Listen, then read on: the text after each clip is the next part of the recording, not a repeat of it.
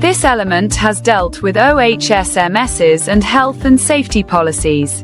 In particular, this element has outlined the ILO OSH 2001 OHSMS, which can be summarized as policy, organizing, planning and implementation, evaluation, action for improvement, and audit.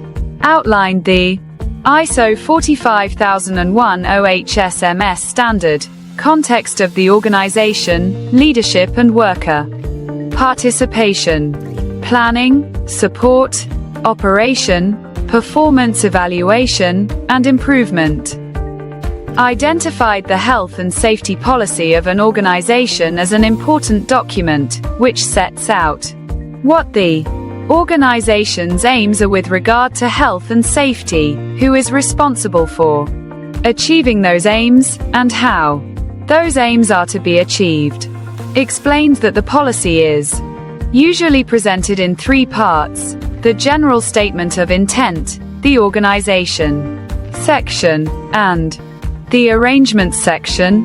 The general statement of intent communicates the importance that the organization places on health and safety, the commitment that can be expected, and the aims and objectives for the organization to achieve.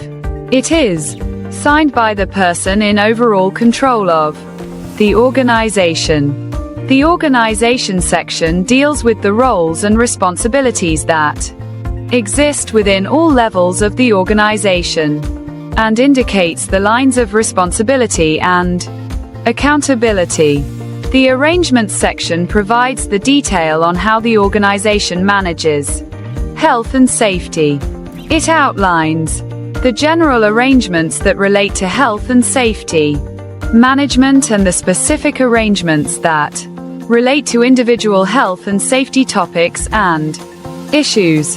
Noted that health and safety policies have to be reviewed in order to stay current and relevant, and that reviews might be carried out periodically or in response to changes, such as those to key personnel or management.